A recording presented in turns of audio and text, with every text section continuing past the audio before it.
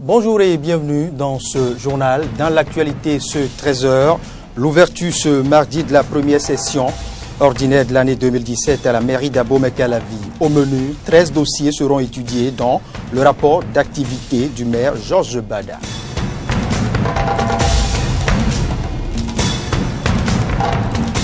À suivre, écoulement sanguin en provenance de l'utérus suivant un cycle régulier ou non. Les menstruations surprennent parfois nos jeunes filles collégiennes en classe. Mais comment s'y prennent-elles? La réponse dans ce journal.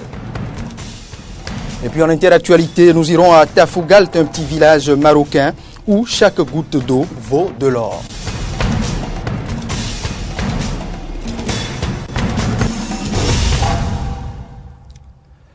À nouveau, bonjour et merci de prendre du plaisir à suivre l'actualité sur Eden TV.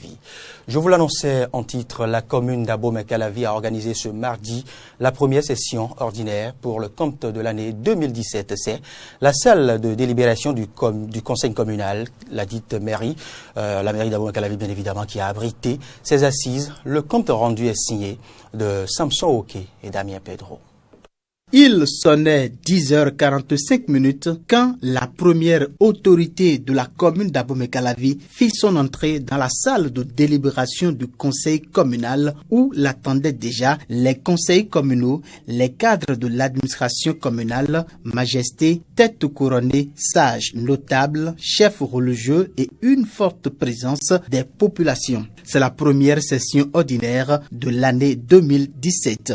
Les présentes assises requièrent pour nous une grande importance.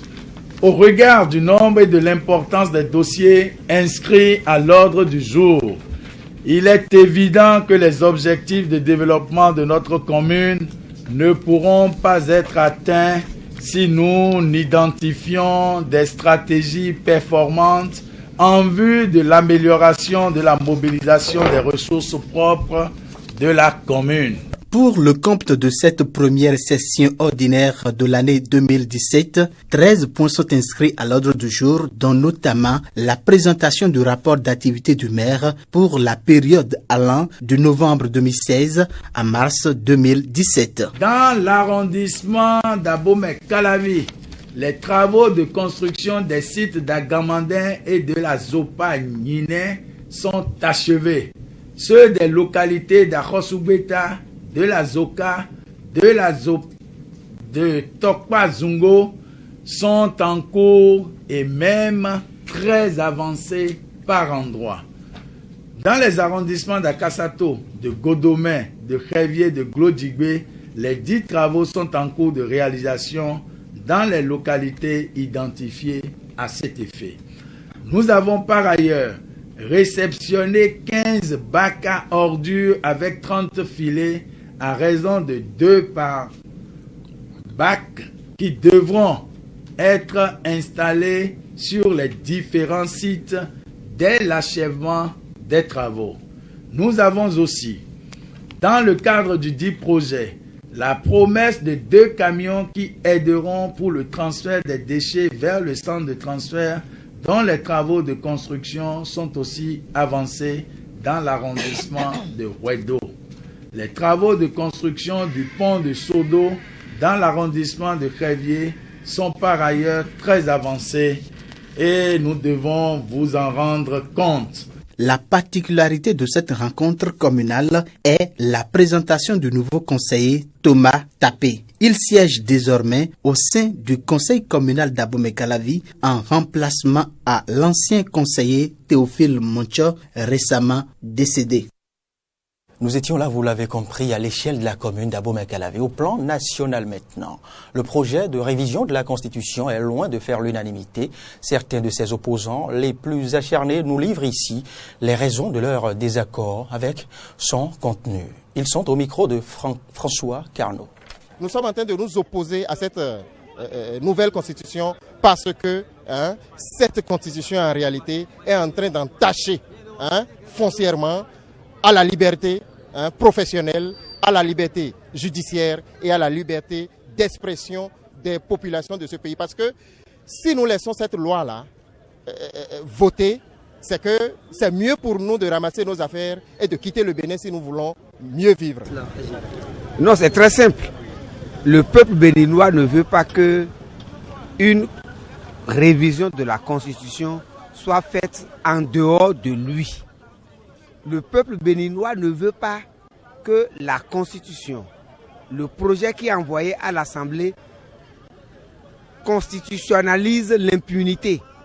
Le peuple ne veut pas que le projet qui est envoyé à l'Assemblée désagrège, désarticule les institutions de notre pays.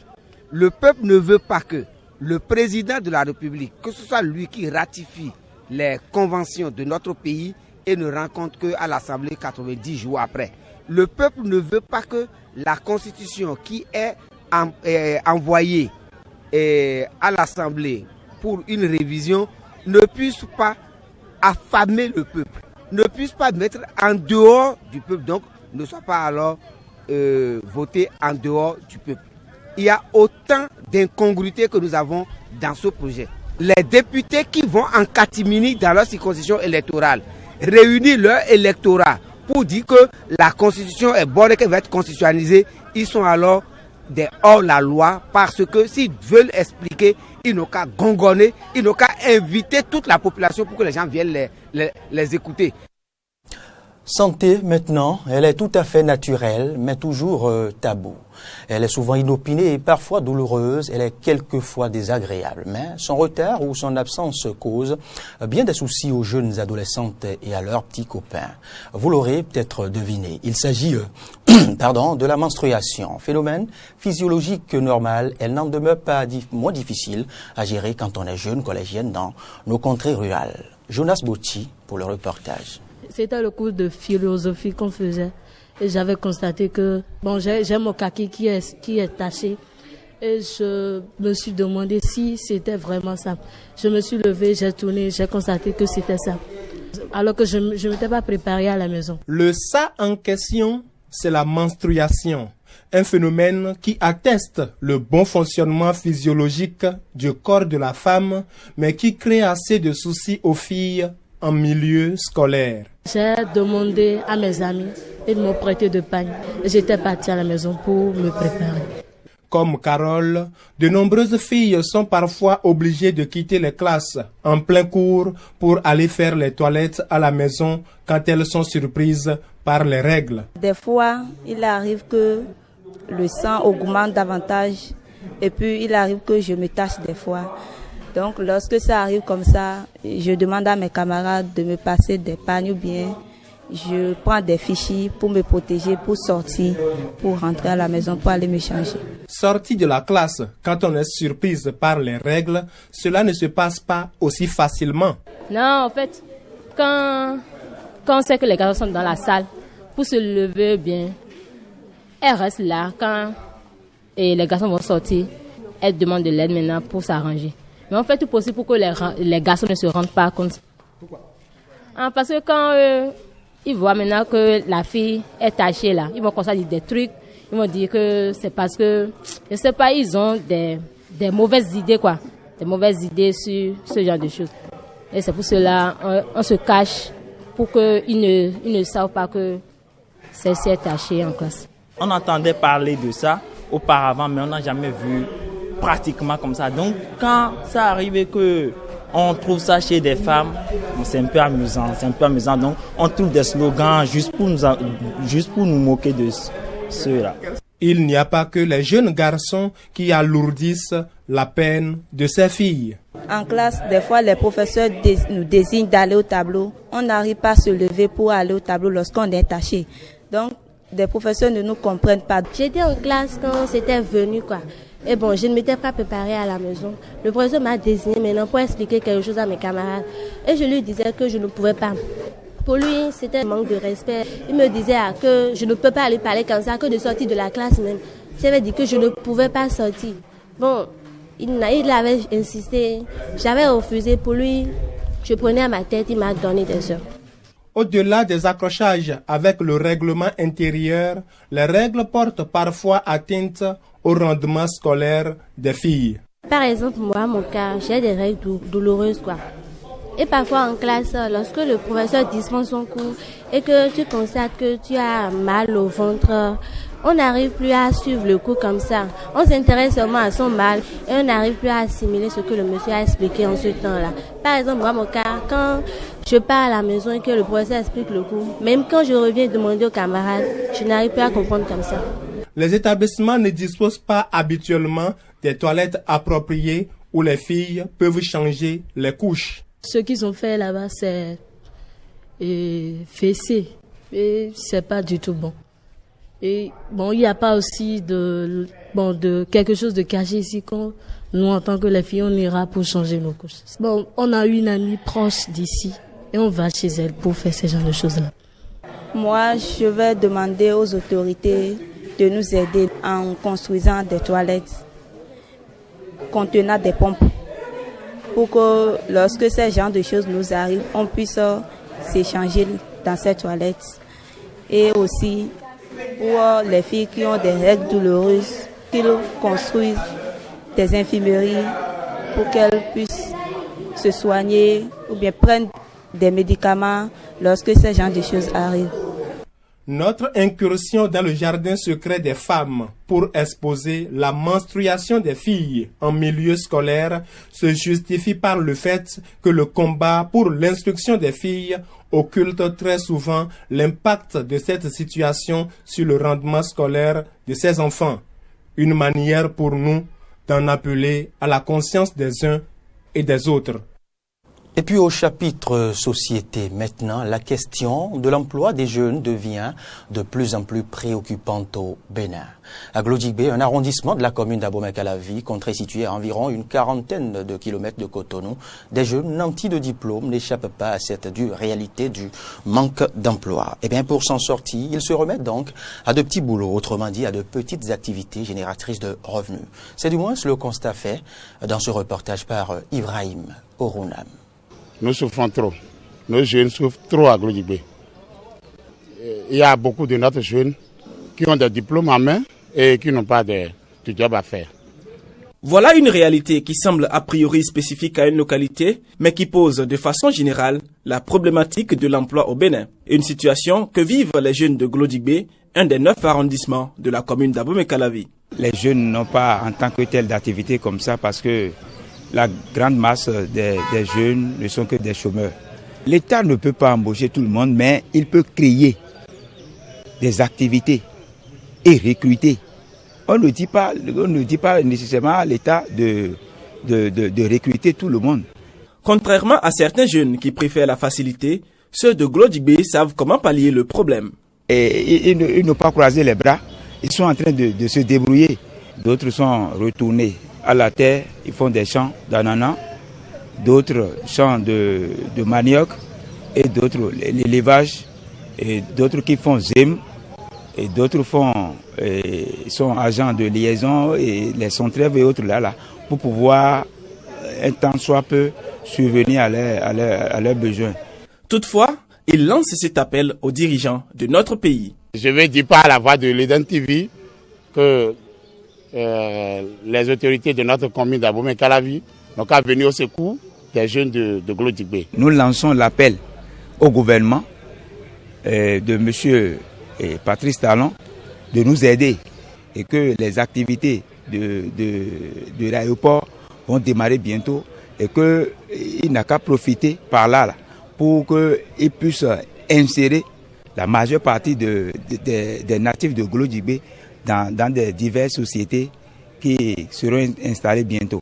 La construction de l'aéroport de Glodjibé, dont les travaux préparatoires ont été lancés le 10 mars 2017, pourrait être un début de solution au problème de l'emploi des jeunes de Glodjibé en particulier et ceux du Bénin en général.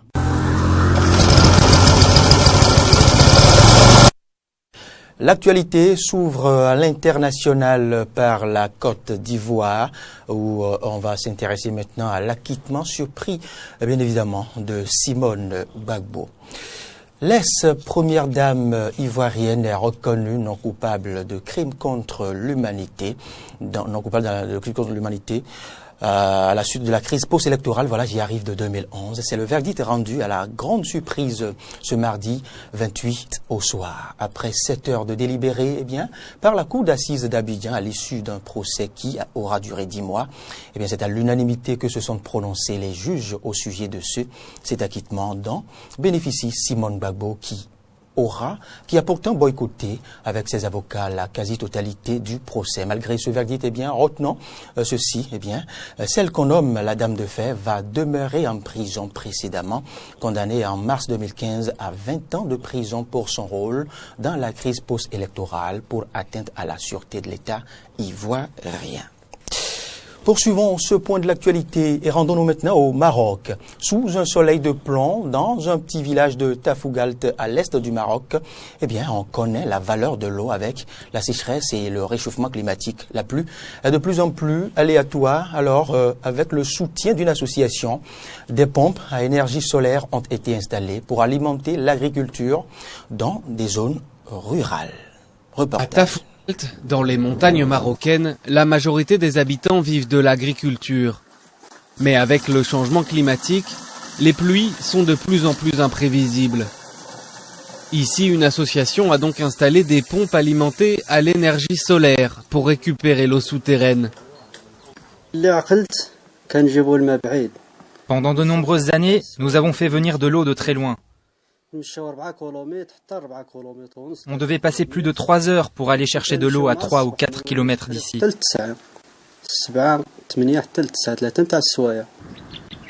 Auparavant, les agriculteurs utilisaient des générateurs au diesel. Mais dans ces montagnes, l'énergie solaire est une ressource illimitée et non polluante. Sidik est le gardien du puits local depuis 17 ans. Aujourd'hui, Dieu merci, tout fonctionne avec l'énergie solaire. Avant, l'essence était chère, les fermiers payaient 5 € de l'heure pour de l'eau. Mais aujourd'hui, à ce prix, ils peuvent avoir 4 heures d'eau. C'est encourageant. Les fermiers peuvent survivre. Pour préserver la moindre goutte d'eau, des bassins ont aussi été installés pour récupérer l'eau de pluie.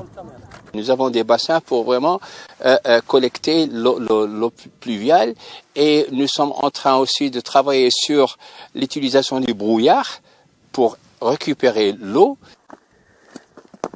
Au fil des années, beaucoup sont partis du village pour chercher une vie meilleure en ville, mais avec les nouvelles pompes, certains sont revenus cultiver leurs terres. 450 agriculteurs profitent aujourd'hui de cette eau solaire. Eh bien, c'est tout pour ce point de l'actualité, ce 13h. Merci de l'avoir suivi sur Eden TV. Passez d'excellents moments à suivre les programmes de Eden TV. Bon appétit.